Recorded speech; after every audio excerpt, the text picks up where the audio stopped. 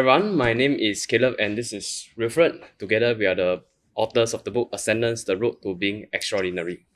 So in this podcast, we hope to help you use your strengths so that you can be more driven and energetic at work.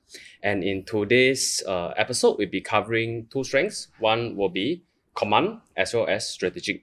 And we especially invited Yi Xun here today. Yi Xun is a senior director at his firm, right? And he has around 32 advisors today. He has started exploring this career back in which year? 2018, right? 2018, and from then on, he went to NUS, and today he has built a very, very good accolade for himself, right? He has done 2 Court of the Tables and 4 times MDRT. He's only 26 years old. 26 years old, yeah. So we are very honored to have Yi Xun on the podcast with us today. Me. Yes. Yeah, and today we hope to dive deeper into Yi Xun's brain and see how he uses his talents, right, to create the success he has today. Right, so shall we start off with the first strength, right, which is command. Okay, so for people who are high in command, they get energized by having authority of control over situations and in their communities and in their job. So essentially, they like to be placed in a position where they can make a difference, like where their voice matters. So for such people, you place them in places where people constantly order them around, tell them what to do. They wouldn't like it at all. They might stay in this job for the rest of their life, but they're not happy. Yeah, they want to challenge the status quo. They want to give a direction and inspire people to actually follow, even if it's not the most popular direction. The raw form of command is that people might view you as a rebel, which is very apt for our Yi Xun here. Rebel, and someone who might also be bossy because you constantly want things your way if you don't know how to use your command talent well enough. For example, but for people who know how to use it in a mature form, you are a game changer, you are a trailblazer, and you make things happen because you are there. So for the question to Yi Xun would be, right, because he started at 20 years old, he's now 26. He's one of the youngest leaders in the entire industry of financial advisors. So with your talent of command, how do you actually juggle it with your fellow leaders, and how do you make sure that even though you want things, you have things that you want to be done in a certain way, how do you align it with the people around you? So I think the macro picture is very important, like who we are working with. So for example, in our case, we are very clear of the different stakeholders are involved. When I'm very clear of like what's every stakeholder's interest, yeah, what's their interest going to be like, and like given that, so even though I have I'm energized by when I can take command, when I can do things my way, but at the same time, if I consider the macro picture, and okay, let's say example, we are doing a project, and I'm just not very good when it comes to executing ideas. I can think a lot of ideas, but executing and bringing the ideas into fruition is always going to be a challenge for me. I always not accountable. I always just like give a lot of ideas, command, but don't actually execute. But if I'm very clear that there's someone else who is a lot more strong in executing or putting plans into implementation, then in those kind of cases, I wouldn't want to command in that sense, because I know you'll just sink the whole boat. So I think it really depends on the people that I'm working with, because I believe that being commanding or wanting to lead actually comes with learning how to be a good follower. So even though I very much like to be in command, but actually I prefer to give instructions, but when it comes to like executing, I suck. So but the deliberation and the thinking of why this thing should do first, then do this later, then I love going into the strategic thinking of how things can be done, but the actually getting it done, I Let it be the suck at it. brainchild. Yeah, so I find a lot of joy in that, and finding people who can complement me so okay, when it comes to work, let's say if there are some ideas or some concepts that I want to raise up to everyone, how I'll balance it out will be, instead of asserting it like no, this is non-negotiable, a rule, but which is bossy. which is very bossy. And actually, in fact, when I first started the career or my directorship journey, there were a few associates who had to bear that brunt of that bossiness. Yeah, because I my thinking was very straightforward. It was like, I'm gonna like lead this associate in the way that I would want to be led. You know, so that was the thinking. But of course, over time, I started to realize that it's not the best way, because they have different personalities and different strengths. So an example will be, let's say today you're a fresh associate and I meet you for the first to meet you for consultations, and there's no grooming. It's just telling you what you need to do. Like, okay, this is the problem you give me, right? Okay, so step 1, do this. Step 2, step 3, step 4, we go and do. Yeah, then it doesn't really give a lot of room for the associate to be creative, and to grow. You encourage a lot of. There's this book, Multipliers. Yeah, so in fact it encourages a lot of it's very diminishing move. So it's counterproductive lah, and so I think the challenge is realizing when will be a good time to be bossy, and when will be the right times to let the other people take control. In fact, letting them take control is also indirectly, like, not say you allow them to take control lah, but giving them that chance to take control is actually going to be quite productive. So what I'm hearing is you work with different people differently. You look at their strengths, you look at their personality, you look at whether they need instructions from you, or whether you ask them the right questions to let them be creative and innovate in their own ways to solve the problem, instead of just spoon feeding all the time. And when you have this talent of command, when you use it in your advisors, which what you shared just now, how about in sales, right? When you meet your clients, and just now you briefly told me, right, prior to this podcast, that you focus a lot on business owners, right? Pre-retirees, right? Which is usually people who are older than you. So how do you use this talent to your advantage then? Okay, so majority of the population that I've interacted with seems to be quite, like, just generally quite passive. So they don't really state their intentions or desires very strongly. They don't just okay lah, 随便 lor, that kind. So majority of the population is like this, which is why when it comes to even people who are older, like especially pre-retirees, the fact that if you're already having a meeting with me, you took out time over your weekend or after work to meet me, I choose to believe that you value what I have to say. Otherwise, why meet me? So like, based on that sort of assumption that you might value what I have to say, therefore your question is, how do I use that command in sales, right? To talk to people. Okay, number one, you have to actually really know what you are doing, right? What's the planning, the procedure to bring the client through? What kind of questions do you need to ask? What kind of information do you need to understand from that client? So it's very structured, and also having confidence in when to pivot into other conversations.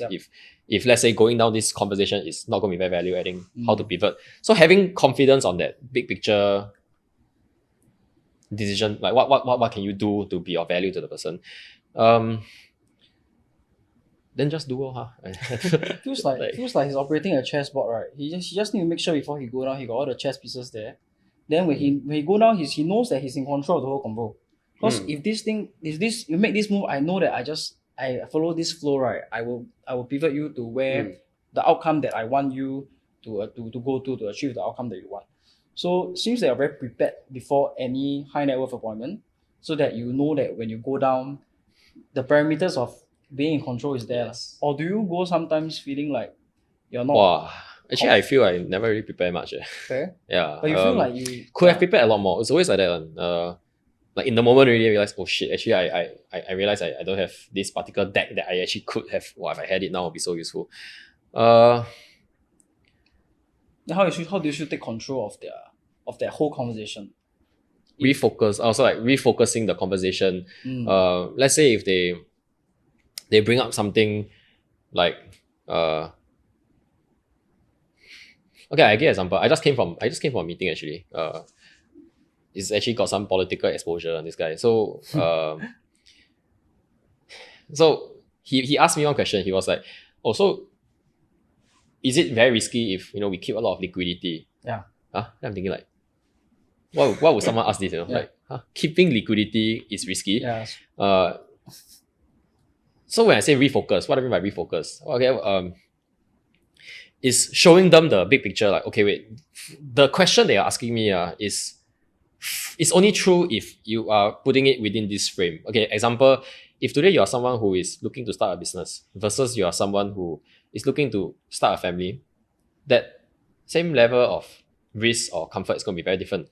Okay, basically refocusing the client to help them understand, like, okay, this question you're asking me, or this statement you're making, not that it doesn't make sense, okay, but in the given context, is it relevant? Framing lah. Yeah, framing. Yeah. So if it's not relevant, then this other thing looks more relevant, right? Agree with me, and then usually they agree.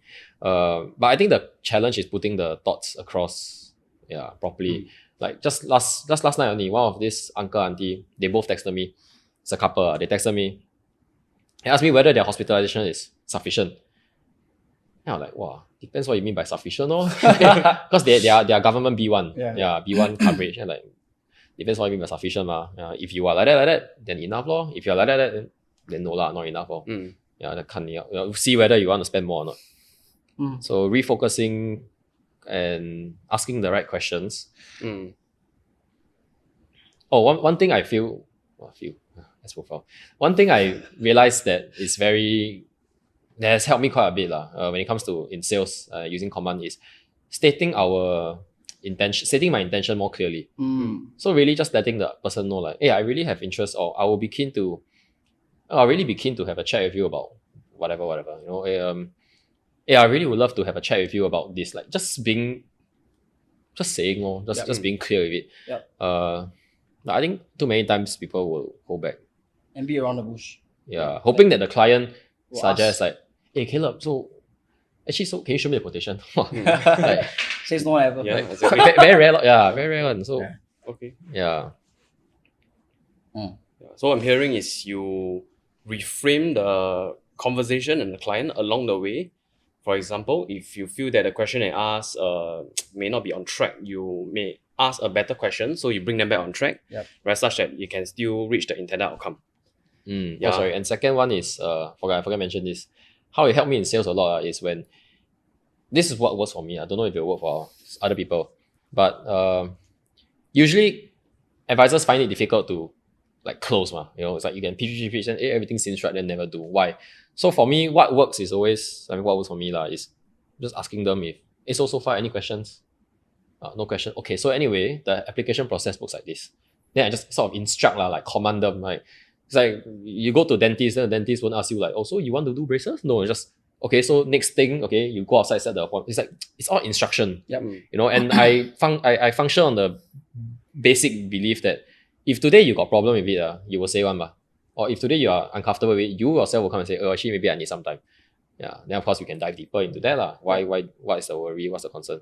But otherwise, the command will be, I will use the command in terms of giving instruction, like, okay, no questions. Okay, then what we need to do? Okay, first step, we need to do this. Second step, any questions? Okay, no question. Okay, uncle, can you take out your phone, scan SingPass? So it's just giving them instructions. They don't need to think, just very easy to do. Yeah, I think that helps with sales. You remind me of this quote, the intention is the foundation of the conversation.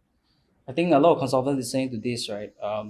Because of your fear of looking too commanding or bossy, which is a raw form of command, you might start thinking, maybe let's chit-chat a bit first. Maybe let me get to know a person better first before I pop the question. Build rapport. Yeah, build rapport until it's the right time. Is it the right time? I only talked to him 3 times, but it's all in our head. So what Yi Xun does is he states the intention very clearly from the start, which puts him in control of the topic of the entire conversation.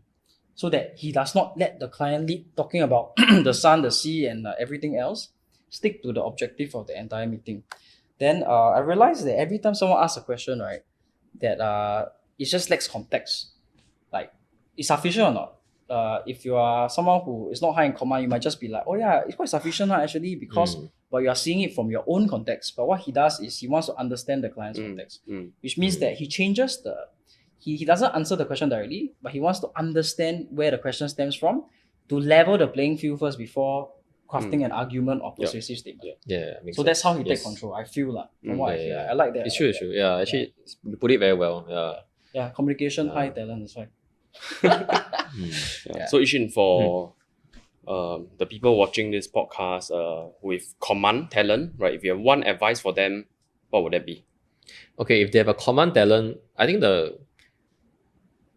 naturally they will be able to execute it in a genuine manner. But I think the thing that will trip people with command up is where you talk about bossiness, right? I think on top of being bossy, the other thing that will be a problem is, example, you want to state your intention, so then you are just too intentional, which can also be, I don't say it's bad to be intentional, it's just that in different social settings, you will find it a challenge to really just be there as someone interested to make new friends. Because you're just too intentional. It's like, actually, am I here to make new friends? Actually, I got a lot of friends. Then it's like, do I really want to make new friends? Actually, not really. I am keen to find business. And if there's partnerships that can come from that business, then I'll be very keen to be, deepen our friendship. So for me, it's like business first, then friendship first, friendship after, or it comes along the way. And because of that, being too intentional in that, sometimes it's very difficult to even have any business. So that's the challenge, So the tip will be to learn how to wind down, or like learn how to take it a bit more chill, to not be so intense onto others. You can be intense onto yourself, but you gotta find a way, You gotta find a way to regulate that or compartmentalize that intensity, and don't expect other people to also have the same kind of intensity. You've appeared less intense over the years, actually. Have. Okay. Yeah. So shall we move to strategic? Okay. So for people with high strategic, loves creating a game plan. They love crafting roadmaps. Like, okay, this is the future that we can craft out. Right, we want first do this, do this, do this. A lot of ideas that they have. Raw form of it stays as a strategy, never as a actual implementation.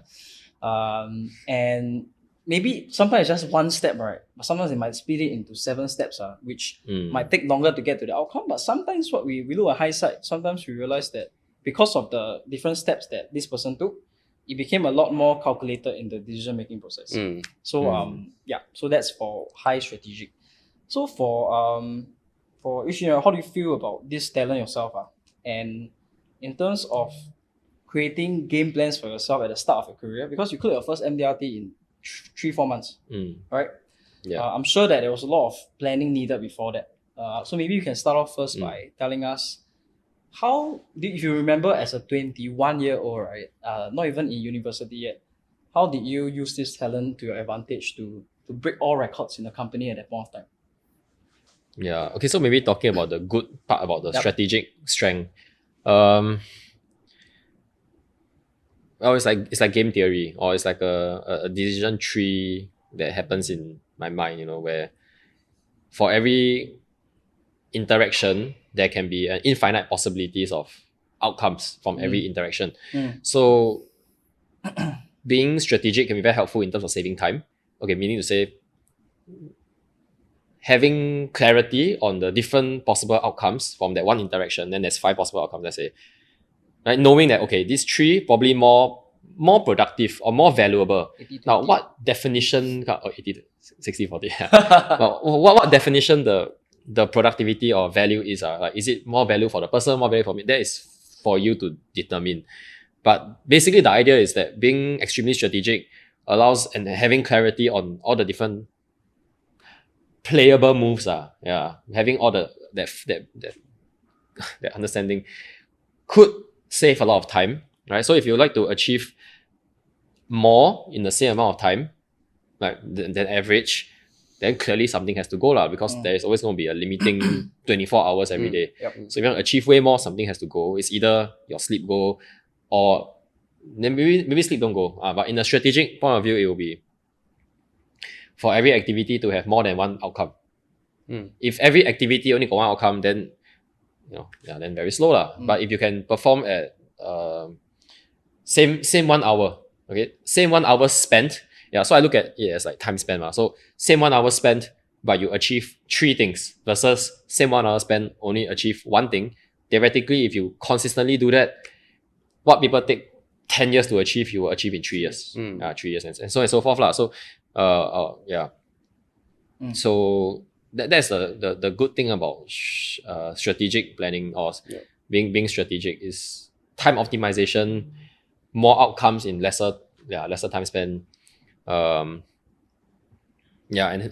being able to have plan B, plan C, plan D. Not say plan B lah, but more of like speaking about what we spoke about just now about the command. If the thing doesn't work out, then pivot to something else. Yeah. Also sort of like strategy. Yep. Yeah. So I'm hearing so that's a good thing lah. It's like you have multiple objectives in the same hour, same unit of time that you can achieve more. And you strategize in a way such that you can so-called reap more lah in the same given time. So when you do all this so-called strategy work, right, is there like a time you like usually at night you go and think about this, or weekends you think about this, off day you think about this? Is there any particular time you spend to do your strategy work, or is it ongoing all the time? Yeah. Okay. So when I first started out in FA at the time, it was fixed on. It was like every morning or every night, that kind of stuff. Over time, I no longer keep to any kind of fixed schedule. Now it's a continuous, ongoing. Yeah, it's like perpetual, like non-stop. Yeah. Is this something that has helped you, or it's a way of life really as of now? Yes, actually, having it ongoing works for me lah. I don't know if it works for others, but it works for me because knowing, okay, like given the context of how I don't like to, keep accountable and implement things, if I don't do it ongoing, if I don't reflect ongoingly, continuously, confirm forget. I will forget a lot of things that I should be reflecting on. Yeah. But if it's like in the moment straight away reflect, then I won't miss out on it lah. You know? So I would say it has helped me quite a bit, being ongoing, like ongoing reflection. Downside is you don't really stop working on like don't really have one. It's just keep going on. Like yeah. So if for example about having multiple objectives for one activity, right? When you actually said okay to come on this podcast, what was going through your mind in terms of the objectives and outcomes you can get from this? Just to help the listeners understand. That's an interesting question. Yeah. Objectives. Okay, so number one, of course, is contribute back lah, in a sense. Or I don't know what this podcast is going to be. Actually, I have no idea. Or whatever, but I mean, I'm sure that both of you already have thought of what you all want to achieve from the podcast, and because I trust the both of you, so given that that's really a very big major objective. It's like a reciprocity. Yeah, like reciprocity. 我可以帮你们 or whatever this thing is for, consultants or what. So that's number one. Then of course number two will be whoever is listening. Hopefully there will be value added. Number three will be, because the kind of questions that you all ask is very it's not just like, tell me how you did it. So it's more strategic and it's more deeper questions. So it also will help me. So that's the third objective. It helps me understand myself better, being able to, if I understand myself better, I can coach better, I can advise better, I can everything better. So that is also a win for me. Number four, I also get to understanding is just one thing. Second thing is the being able to communicate across. So like Wilfred, just now how you paraphrase and rephrase that thing that we are talking about just now. If I can exactly say that, communicate that as well, then that also helps me. Like, so the third one is just me understanding myself better. Fourth objective is understanding then how to communicate that understanding across. Yeah, so it also helps me understand and communicate better. Number five, of course, on the off chance like this is being used for some kind of marketing or like, I don't know lah. It's just an open option there, freedom. So just keeping the option there. It could also be used. I could also use it for branding, or I don't know lah. It depends. Come out how it is. But that's not the main. That's like my bottom objective. So, but with this four alone, like good enough for me lah. Yeah, definitely enough. Instead of just showing up and be like, just gonna do my job. There's all these things behind the scenes. Okay. Yep. Yeah. I mean, I also learned quite a bit. Like, just down there, you're telling me about the difference between the raw form and the mature form. Raw form and mature form. These are good coaching materials. Yeah. And so on the raw form of strategic, right? Would you think that sometimes you tend to overthink? Yes. Yeah. And how do you deal with that? Overthink, maybe lack of execution. Yeah. How do you cope with that? Okay, I think there's a few ways to deal with it. First way is if you have people to catch you or watch you or help you out, then it can be it can be good lah. So number one is having someone to catch you, watch you, or sort of compliment you about contrasting. Number two, how to not overthink, weigh the stakes. Like, okay, actually, is it even worth thinking so much? Weigh the stakes. Okay, my overthinking, it's not so much like I overthink then don't do. Actually, for me, the overthinking problem is come when I overanalyze, and then because of the overanalysis, I will have to make some assumptions. Let's say about you. Then I overanalyze and think something, and then I have that conclusion in my head, right? Then that is how I perceive you. And then that could really negatively affect even things that you do that may not be with any bad intentions, but I can perceive it as a bad intention. That is the problem for my overthinking. It's like, but I think most people that I know about when it comes to overthinking is like the action part. Okay, I also still have a bit of that lah. You know, that one is usually more with defensive work because not urgent. Yeah. Important, not urgent. So I will overthink. Okay, no, not really overthink. I just don't do it. Yes. I just don't Wait do lah, it. procrastinate a bit. That is Prioritize from lah. the need to offensive prioritize. activities. So I end up That's we'll just keep strategic prioritizing offensive. Yep. But yes, overthinking, micromanaging. So from overthinking can lead to micromanaging. Because you want to be very strategic. So you overthink now. Then I need this step 1.1.2, 1.1.3. Yeah, I need that out. If not, this whole thing will fail. Yeah.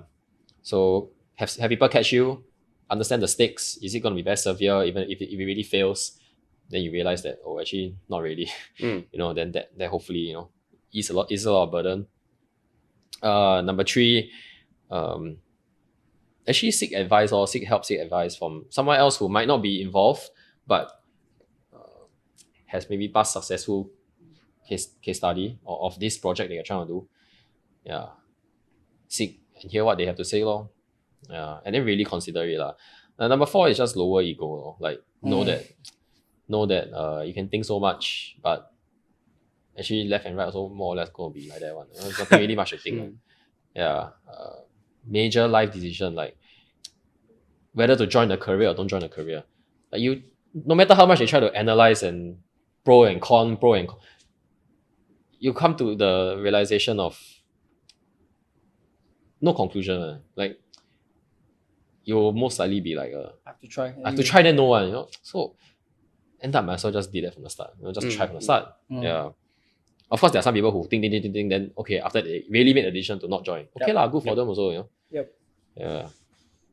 What I took away is that when you have your strategic strength, what you're really using is not to just think within yourself to like, I think I know this and I list out everything, then you're paralyzed. Instead of doing that, you mentioned that you seek opinions of others, right? You look for a mentor, someone who have been there, done that, so they can pick their brain to see whether are you on the right track, and you validate your own. Or if I'm missing out any blind spots. Yeah. And using that, I think to summarize whatever that you have shared so far, your mind is structured such that you can think, what are the pros, what are the cons, right? How should I make decisions? What's the best way to roam, right? There are many roads to roam. And at the end of the day, you pick the one that will be so-called more effective for you or the most effective for you. And along the way, you pick up some ideas from others and execute along the way as well, right? And you mentioned that in terms of that overthinking, it's not so much of the lack of execution, rather how you perceive certain things. So Yi Xun, if you have one advice for someone with strategic strength, what would that be? One advice from strategic strength. Very cliche lah, but the why are you doing this? But I'm not referring to like why are you meeting clients or why are you joining FA. I'm talking about like life, life, more longer lasting purpose. So what is that thing? And if you've got nothing they can think of right now, just creatively copy from someone first. Just take it first. Yeah, and because otherwise you will spend too much time trying to think and never ever take any action. So, but when that macro why is there, the purpose is there, then it can be broken down into smaller, decade by decade purpose or objectives that need to be hit.